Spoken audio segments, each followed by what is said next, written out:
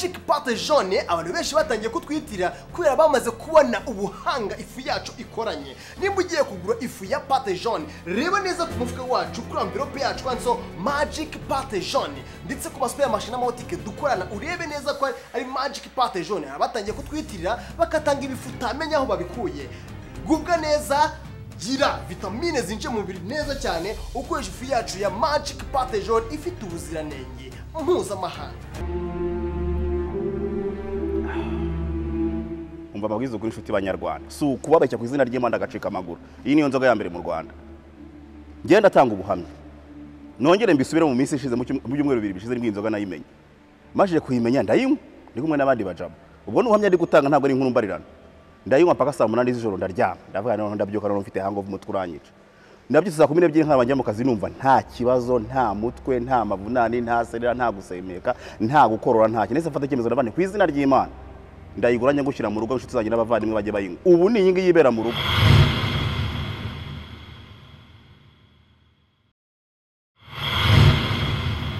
Ubundi umuntu yiziritse umuntu yariziritse yarihanganye ngo reko wahinduka ariko waranze. Ubundi ushaka iki kugira ngo twubake? Mbwira ni icyo ushaka. Ni ahantu he wumva ushaka ko umuntu akujyana kugira ngo ujye kumurora. Hello uncle. Yes. Ya mafaranga nari nyabonye. Yego. Ufite umwanya se ngo uzuyafate?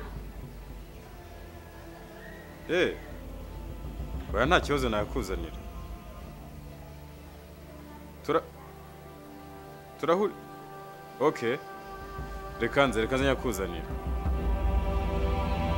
Sawa.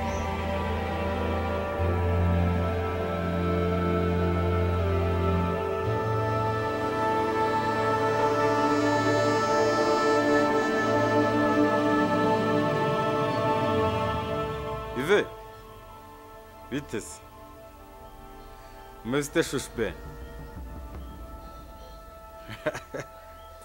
Ako se wowe nta no kubaza amakuru yanjye uzi ko maze igihe mfunzwe. Ekada maze igihe mu gasho. None se uraza kumfata gute nega? Tubonanye gute ngo dusangira no mafaranga ko ntajya niburira? Yeze niyo nari gukora ko amafaranga bari kwikora. Mubonye gute se? Usanga mu rugo se ntago uri kumwe n'ababana mu bana se? Ya burya nanaza. Okay, ntari bindakunyuraho. Ubwo nisanga baje turashaka handi hantu tujya twitsimbe. Ubwo nisanga badahari ubwo turakomereza mu rugo. Sawa, ndaba nkugezeho nko mu minota 40. Ça change pas.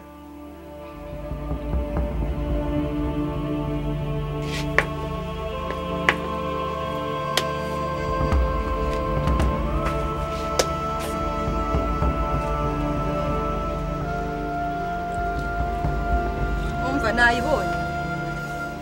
Spices ushaka? Nayibonye banguka. Umeze neza kabisa. Sana 40 yonyine wowe se kuri umukiriya wacu. Umva banguka ndi ku kazi. Popo.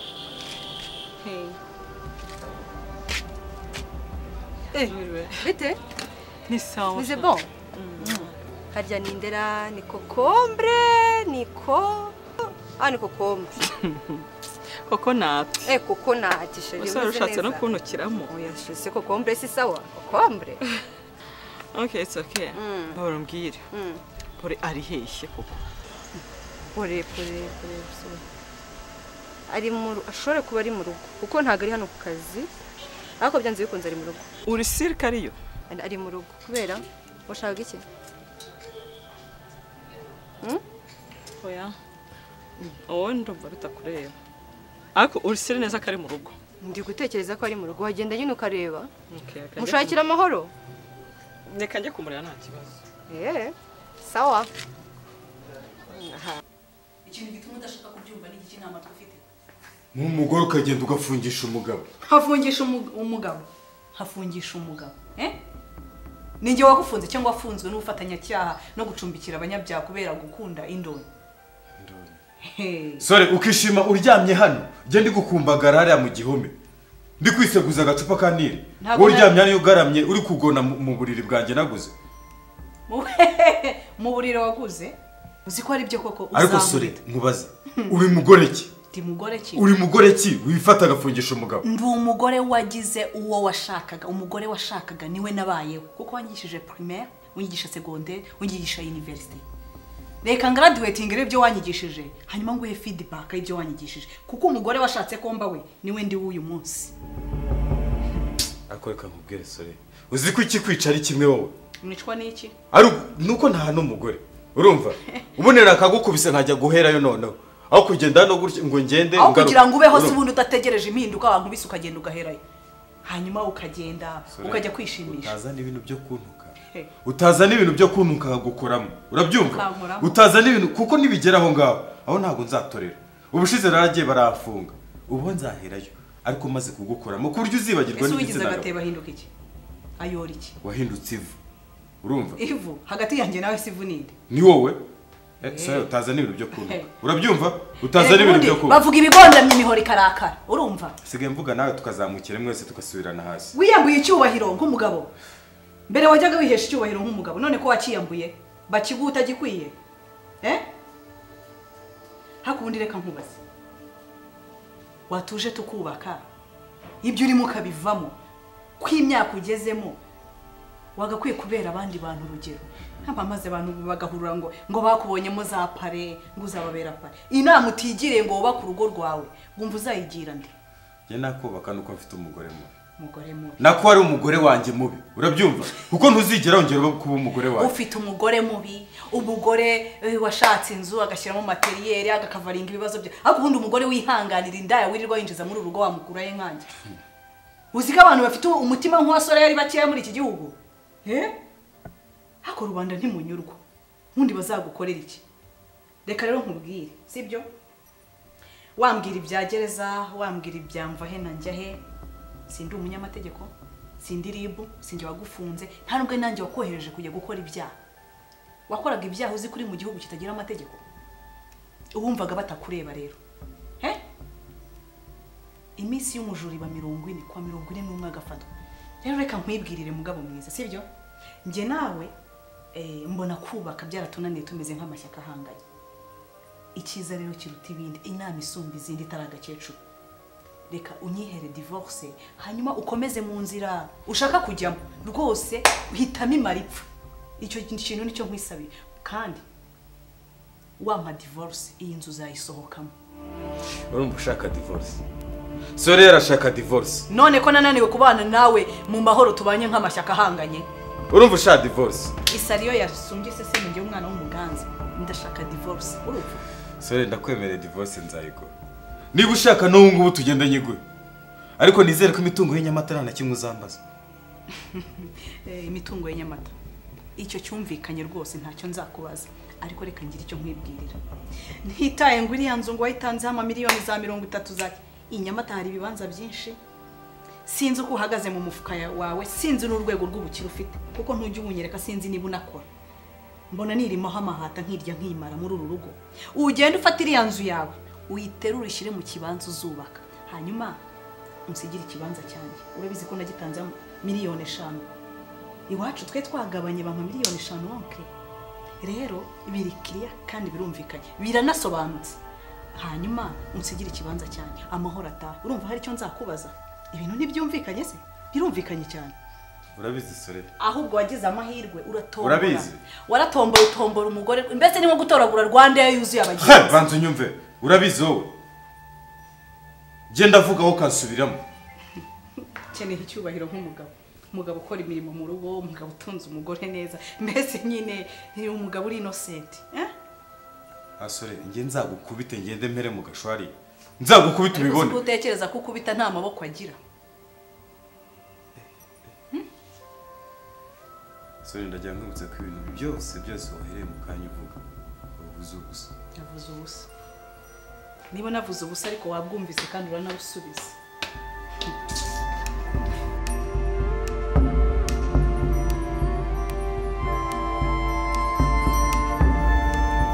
A'udhu billahi minash shaitani rajim. Iyi delivery ko izanye kandi iri ku meza. None si umurezi aje kungaburira kandi ntetse.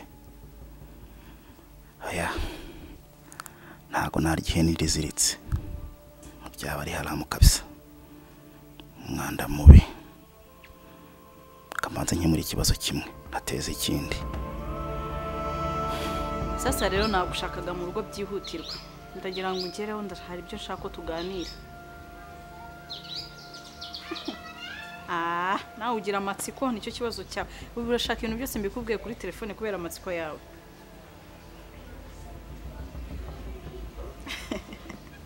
Oya urabizi tuganira ibintu byinshi kuri telefone ariko uyu munsi bwo please ndagushaka. Ndagusabye pe uze mu rugo. Kuri hano se wowe? Nakumanze nyine nabuze umuntu ufungure. Uretse naho hari? Kore ngari mu nama.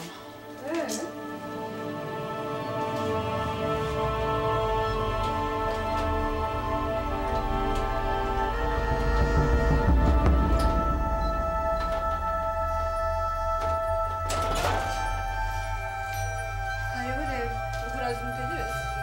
Sanakundi. Uzugura umaze amasaha angahe wicaye hanze? Shamba kuva cyagiye nyine bakuri garage. Haya ngo ni kokombre. Sha uri kokombre kabisa. Navuga ko ari twa kokonati. Ariko uri kokombre y'Intanzania. Ako ngo bagira imana we ndebe. Nako harimo ni swagira ngo umurezi bien mfana hama. Ntabwo ndi umurezi bien. Se umuntu bari ku appreciatinga kokombre. Kokonati genda. Agasasi kandi. Ahubwo se kuje Umva haya amafagitire nje gufata yo kukazisha. Maze sibwo amasanga uhagaze. sha umva kuva cyagiye mva ku garage ariko wakimaje kubona. Uramajije kumenyera. Umva ahubwo nanjye mise numva ko yambeshye. Siku navuye ku kazi ari kuvuga ngo arananiwe ngo afite hangover. None mise mbona ko ari ukonkwepa nkuzimana iki se? Sha ntacyo. N'akajise nta gukeneye. Ntacyo pe. Oya Paul aramenyera cyane namubwiye ko nshakiranga mu yanjye. Nataye hano. Ndaramwinginga ngo yimere umumotari ayinzanira reka da. None ngari mu nama ese ubundi yari mu nama y'ibyo afite abazimu bamukoreramo pe. Nanjye ndumva numewe. Ubwo se ndeka none se wanze ko nkuzimanira ubwo ni wumva unyotewe cyashonje uragenda uzimana. Chance gana mbe njyamye mu ntebe negereze kure nyine se byagenda gute. Ndahava ngiye mu materaniro. Okay, shangereka shakisha ubwenge kwagasa.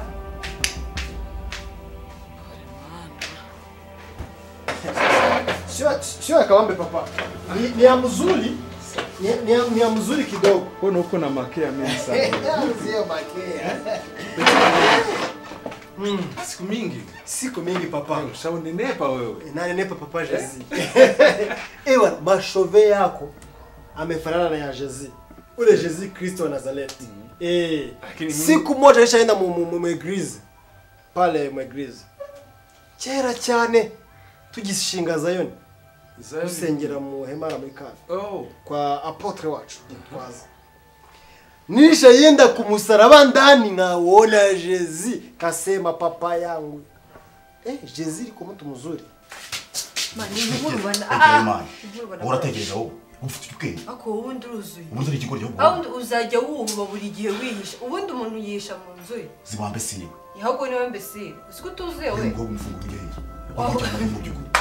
Nese nari burota kuri muri iyi. Nese wamujyana. Nese nari mbizi ko mfungiye gusha. Nese urubibe ko ndi.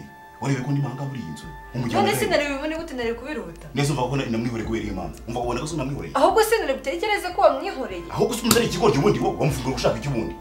Iyo tuzi. Hanyuma wirengere ntukashyira amakosa yawe. Umuhaye karibu se yiki. Muhaye karibu yiki. Nari kumubona ahagaze ari ku rugi noneho ashaka n'indangamuntu kushamana yanjye n'umugome wa muhungu. Base iyo umubwira ati ndahantu kure ndaza kuzisa hanyuma mitenye kugeza. Wagicucu utategeza ko n'amufungura gushaka. Oya koreka mubwire buya tujye tunagirana n'inama. Umuntu ujye umwikiza yewe mu kinyamfura utarinze no kwiteza abantu.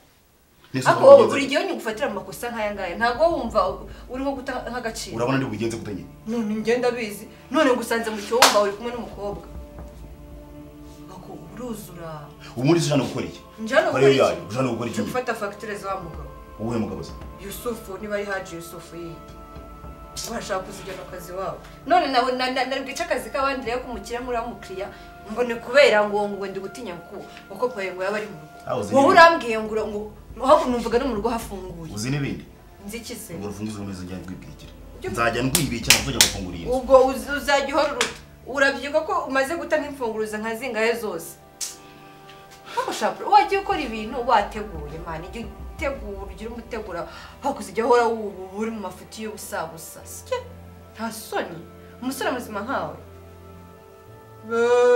dore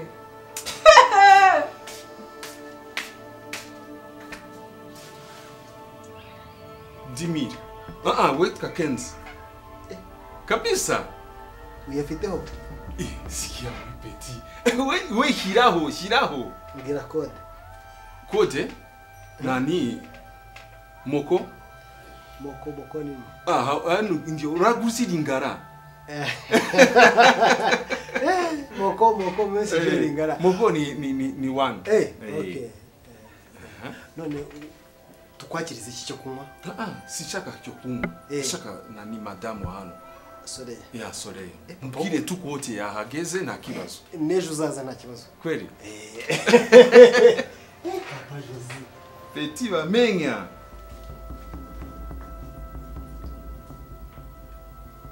Mabuja Karame tukote yaje tukote yaje nze murebe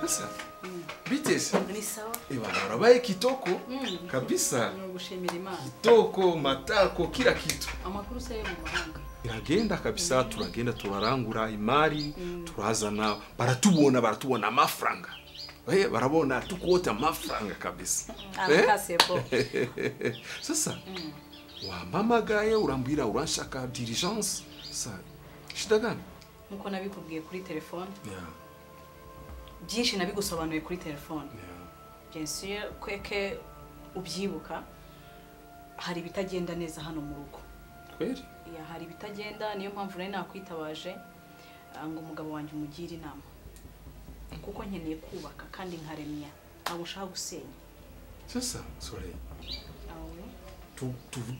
turebe kabisa turi umukobwa wange turi mushiki wange Kanimba si umuhungu wange si petit frère sasa ndinjira mu affaire ya famille wowe na Kanimba gute kweli sasa ni kibazo kabisa Papa Jose nini j'ai un petit problème gani yaragize ikibazo ngiye kujya ubaha abashyitsi ni rafiki yangu nta kibazo kabisa tukote n'umuntu wanjye n'umuntu Mabuja no kwimana tukote ameze nk'umuntu twiganye sibyo n'umuntu wanjye cyane turishima akora iki cyakumaze ubwoba muri no minsi nta kibazo kabisa Papa Jose wamaye amafaranga bibagirwa nyine kurenza amafaranga yo gukata Petit Bamenya sasa kuko irazowe ya cyane bite byawe wanyatse 10000 nagenda koherezaho 5000 biba 15000 bar wowe urasaka nagukate wakoze iki wowe na amafaranga we shenzi toka uyu mutumishi wa mukozi bite byawe ndafata 14 ntago nza ko kumva bisaba iki ngewe nakubwiye wanyatse 10000 ndaguherezaho 5000 bar fata mu 5000 bar nakongereza free uvane oya gukata sizo ngewe urashaka iki Petit sasa batumishi wa Rwanda bakozi ba Rwanda bameze gutese abantu b'iki gihe rero umuha amafaranga y'ibuntu akakubwira ngo urakoze ngo ariko ngo sinyafashe yuzuye sikia sasa kugira ngo hari ahantu yahinze baba bashaka gusarura ahantu batabibye tumwache ure urabizi reka twigarukire kuri sije twari turimo urabizi ko ibintu byinshi nabikubwiye kuri telefone ya rero ndifuza yuko uganira n'umugabo wanjye kuko nabigusabye reka muzanye muganire sibyo okay Jerry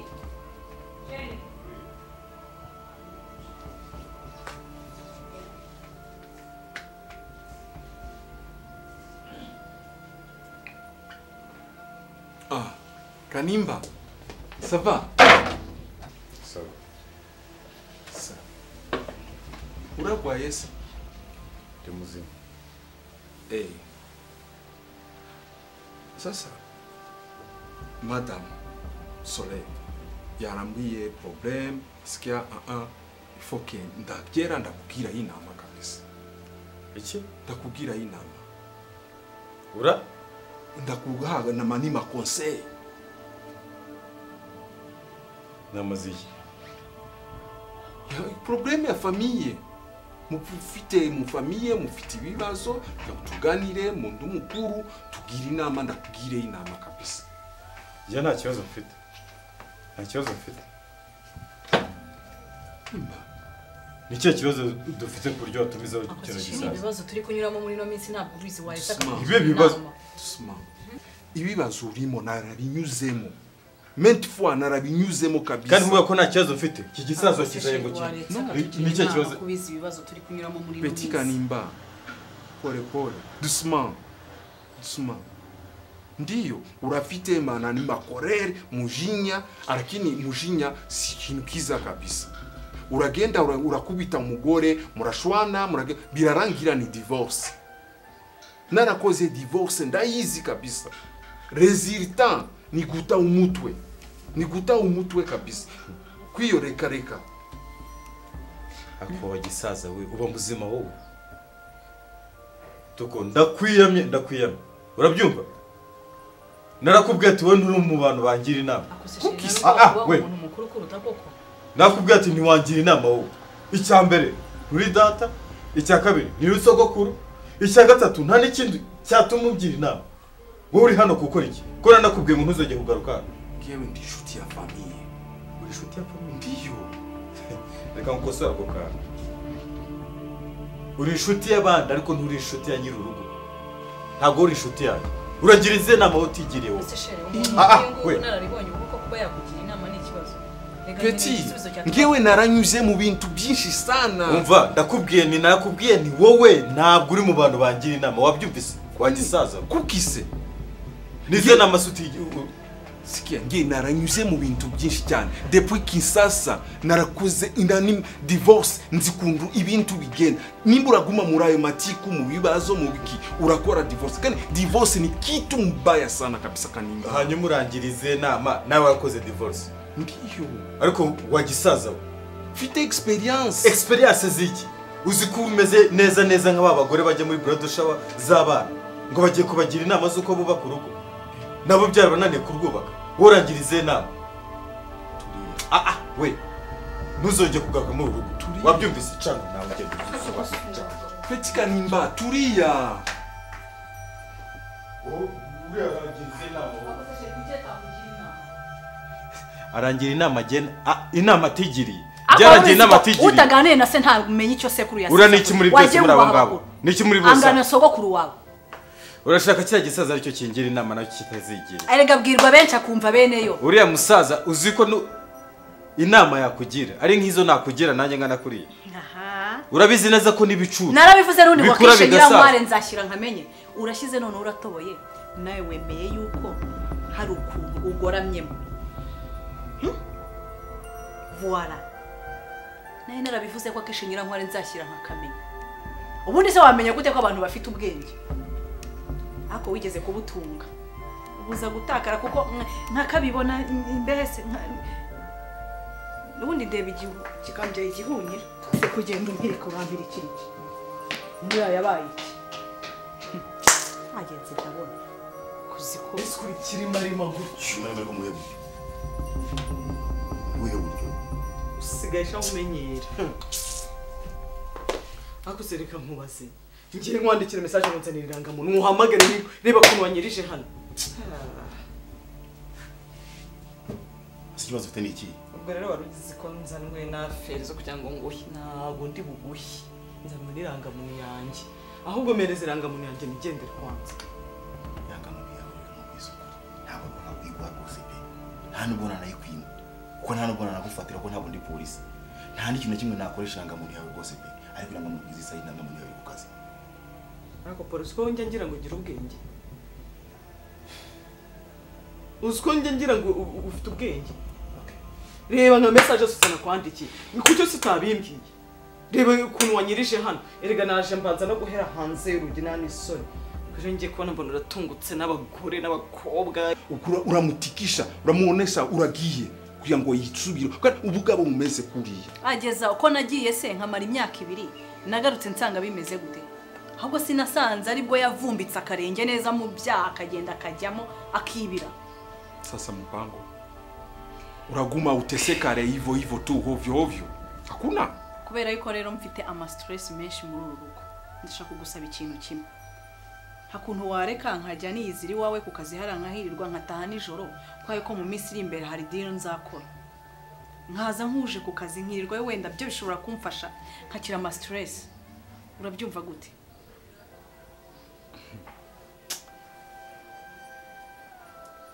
urafite hakiri kabisa takibazo ho uraza ngena na nini ndina avantage naguha Soleil ntamamvu yo kugaruka hano kandi burake uragaruka mu kazi chambre irahari urarakora kazi urarara mu chambre hakibazo kabisa oya nta gahunda afite yo kurara muri chambre kubera yuko kujya kure y'urugo n'ubundi ntabwo byatumye ibibazo bikemuka ahubwo byariyongereye ahubwo ndashaka ko nzajya nkorera meditation neza kugira ngo ngaruke ibintu nabifatiye ingamba ndebe umurongo ngomba kubiha sasa kubera yuko mu rugamba iyo uri ku rugamba haduye akarasa ntabwo usubira inyuma sikia ahubwo urakomeza ugashaka uburyo winjira muri iyo ntambara mpaka ukayirwana uyitsinze tureke mambo ya militaire tuyache kwetu Kongo wanasema ni mambo ya basokolo tuyache hiyo uraje munani mu établissement yange uraje mu meditation au uraje gukora ni nka occupation tout simplement kibazo kabisa twaruko bite shamu kwa kuntu umenyereye kuba wahakinze ariko usubundi uhakingira iki hanakunze kuba byakavuyo hari igihe abana bajya baturuka hari ugashiduka baraje batangiye gukubagana cyangwa barakomanze ndineyemo rero gore warusko ntari munsi shoje mubwireze rero vuba abanga muraziranye marafiki okay amaze ni he nakorekanye ikoresha toyo hano mu gikari nta kibazo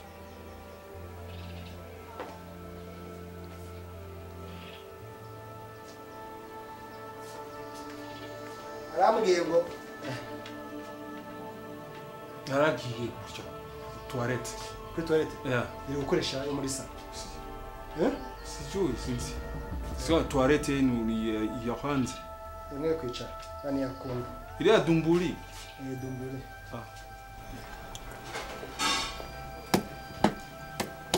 teta kintu bara naduhenze umva bit mama bimeze bitesa meze neza makuru hora ari hehe umva ameze neza ari mu rugo none se ko ataje mu kazi nese sindi mu kazi ari cyangiritse cyangwa nuko mandi uriya muhungu akunda akazi uriya muhungu yabonye bitamuvunya bifata ko yiboneye ariko nawe rwose akunda akazi nuko umuhungu bari mu rugo ako n'umuvugira nkamuvugira se ngira mba ndi kuvugira mu mvugisha umva nkubaze kora we na pole ntabwo mujya mugira inde we na pole uriya ni musaza wanjye nta kintu rwose twageraho nukuri ariko se wagishwiye wowe nta mugabo ushaka wagiye umuseduhiza se shama mika nkubwire rero buriya ngiye umuntu musaza wanjye byarangiye nawe ngiye kuvanga amadosiye kandi ngiye wenda inyangamugayo cyane pe cyane umura nanjye nivugiraga rwose kubera ko buriya ngiye njya mbakeka oya nukuri pe ubumva utuje kabisa none se teta kandi makuru wamaze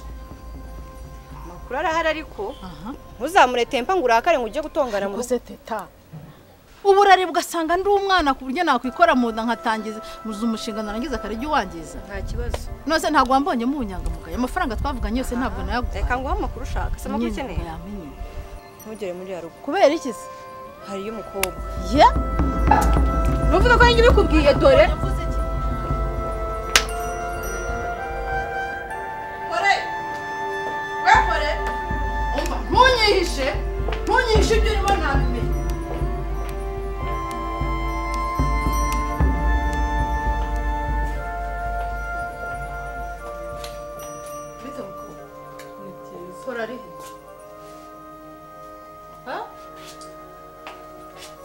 urakora icyazi naje kureba pole ari he shushu be sibwira ngamuntu yamse nyuma mu cyumba bisenye isanga mu cyumba niho yariri tugendera mu cyumba cyo kumujyore wanyemeye aho iki waje mu rukundo winginga umutima wanjye warukinze uringinga ndakingura